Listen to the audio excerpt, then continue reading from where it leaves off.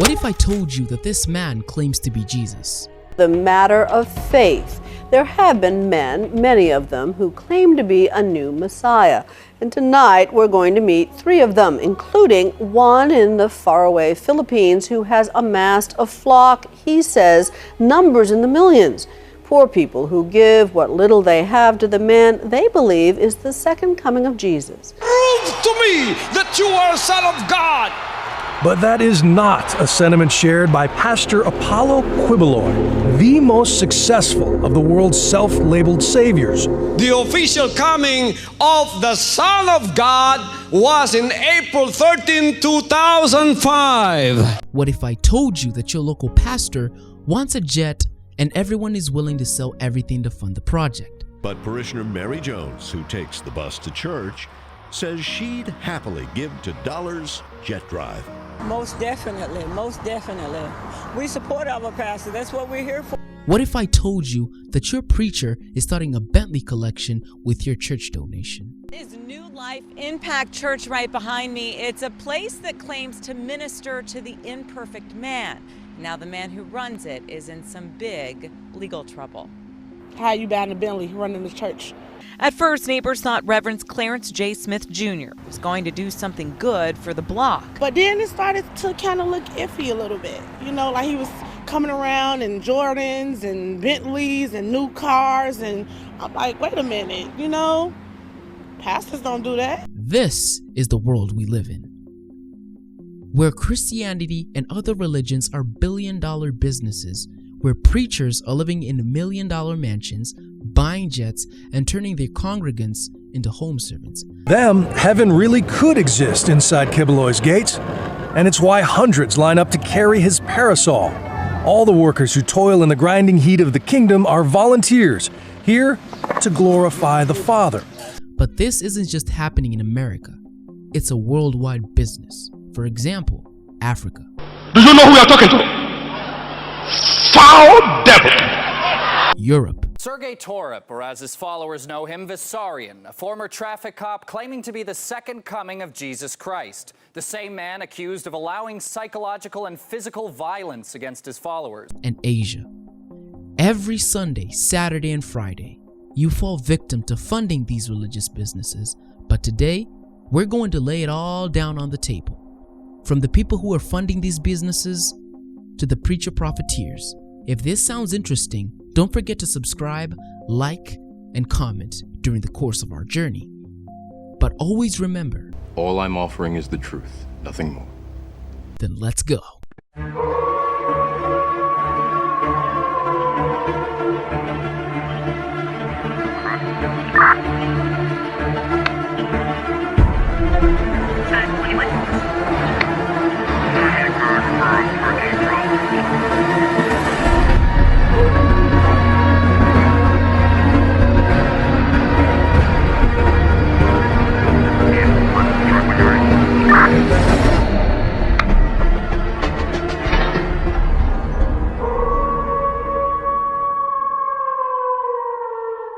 Let me set the scene for you.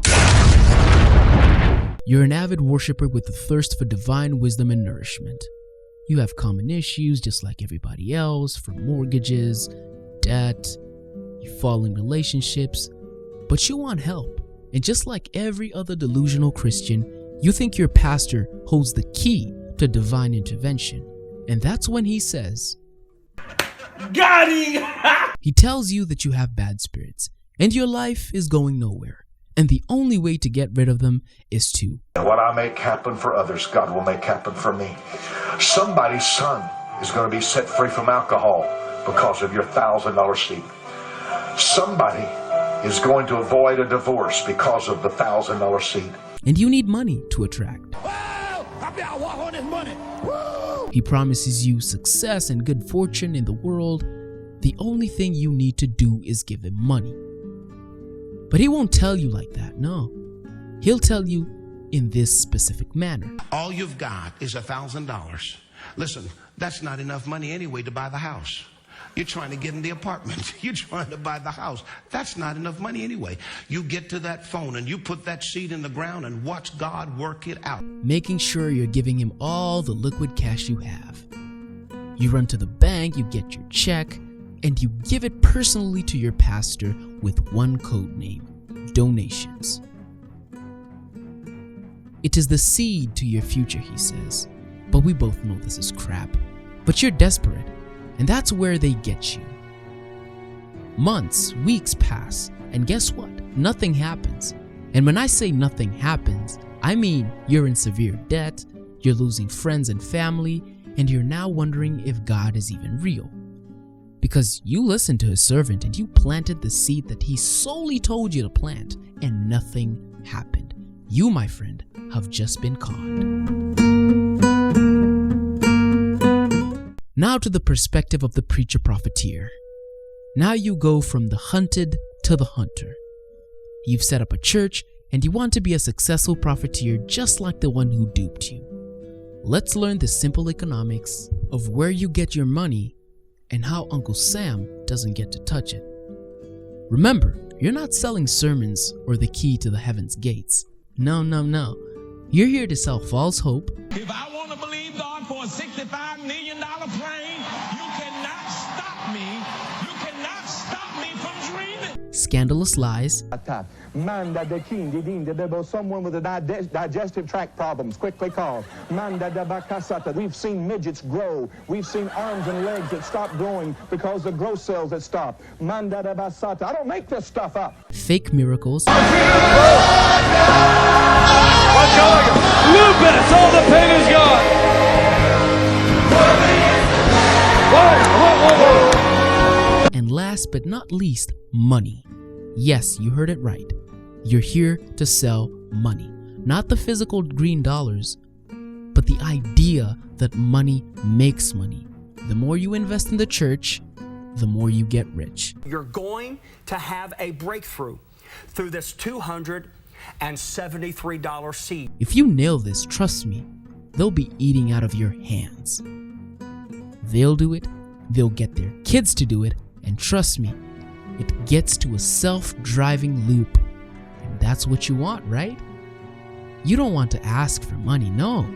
You want them to bring you their money without you even asking or raising a finger. Bishop lives in wealth.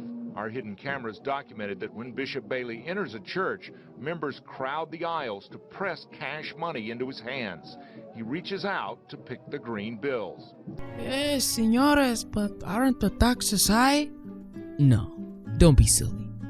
Uncle Sam is your friend on this one. The IRS are legally not allowed to tax or regulate churches due to that one amendment known as the Freedom of Religion that is nicely tucked away in the Declaration of Independence. That means no federal, state, local, or property taxes.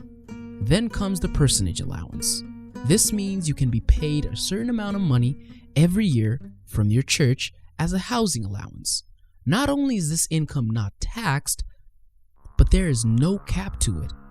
This is because the only limit to the allowance is the rental value of the house you're living in. You can live in a $10 million house and not pay a dime in property tax.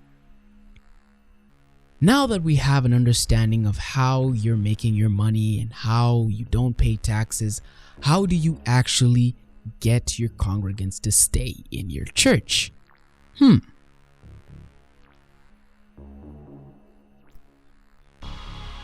I got it. Emotional and psychological manipulation. You see, we all have problems, sad stories, family members who don't care, and jobs we hate. If I told you that a man or a woman in a nice suit will make you feel energized, uplifted, inspired, and loved because you're among others like you, the more you give them a reason to come back, just as a mother gives a child a reason to suckle, and that is sustainability and nourishment. You will rob them blind, even if their lives depends on it. Here's an example. Well, this would be amusing if the targets of these messages were not often vulnerable people like Bonnie Parker. She did not seek medical treatment for cancer, instead choosing to sow money into Kenneth Copeland's church. And I'll let her daughter pick it up from there. I started finding notebooks.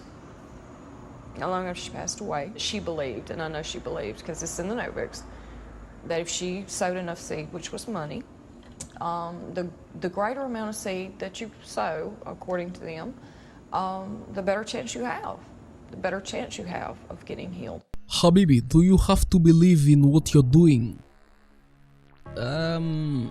Well, not at all.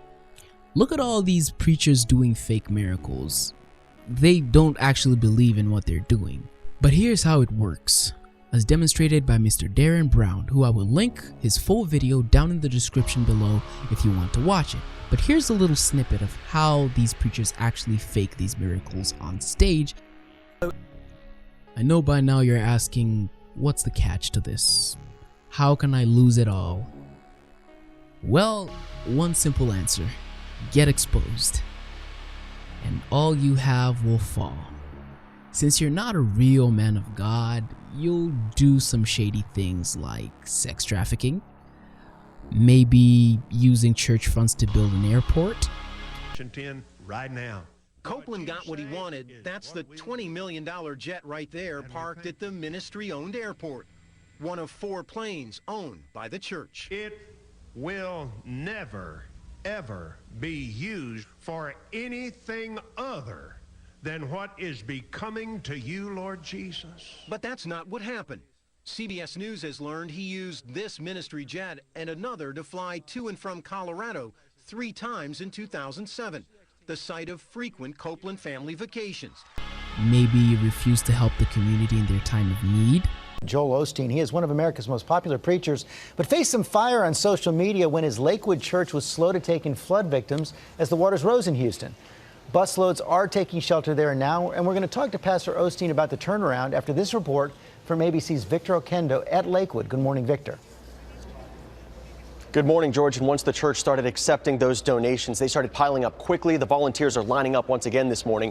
You can take a look at part of the work that they've done so far. A mountain of towels on one side, and on this side, a ton of baby supplies. I promise you, we'll make you feel right at home. He's the famous TV pastor leading one of the largest congregations in the country. If you're ever in our area, please stop by and be a part of one of our services. Joel Osteen, head of Houston's Lakewood Church, but for the past few days, his megachurch has come under mega criticism. Some questioning why the 600,000 square foot facility didn't immediately open its doors to desperate evacuees. We're going to come right back and get them, okay? It'll be okay. As the floodwaters rose, the church posting online that it was inaccessible due to severe flooding. And worst of all, employees expose you with or without a written NDA. The Kenneth and Gloria of real life. We were treated like galley slaves. In my eyes, there's deception. There's a fear mentality placed on people that work there. Just 3 former Copeland ministry employees speaking out about the disappointment of discovering what really goes on inside. I started going to church there in 1994. Among them, Jeff Spradlin, who says he grew up admiring the Copelands and was excited to get a job working for them.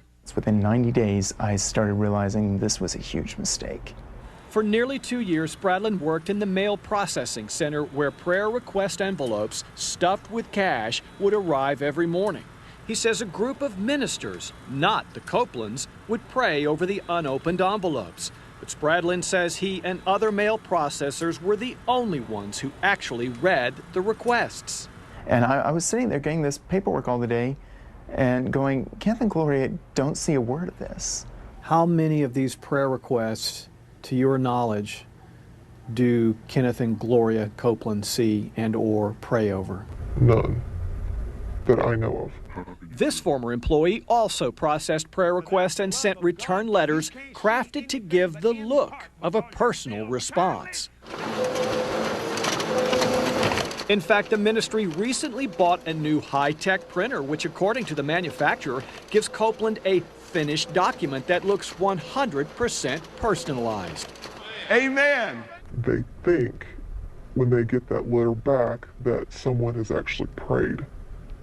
Is that misleading? They don't understand that that was actually just processed into a computer. Do you think that that is Very misleading? I worked there for 6 months. Nathan Boutwell says he, not Copeland, read the prison ministry prayer requests.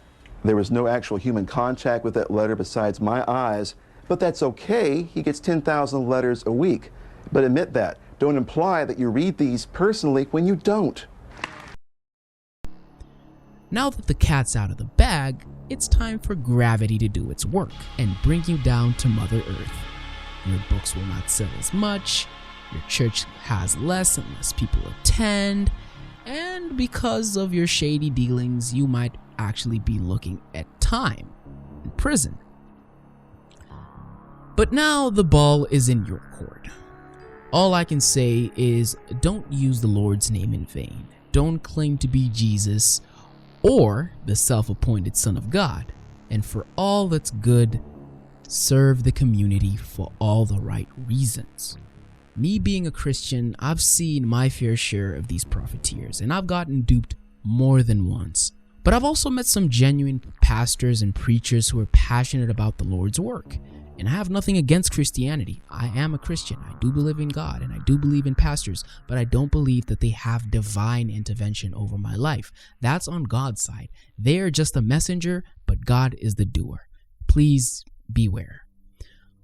Well, all I'm saying is don't be a dumbass and respect the name of God. I hope you enjoyed today's video. Check out all the other topics that I've covered. Goodbye, team, and remember to keep trekking, fam. But one soul lies anxious, wide awake.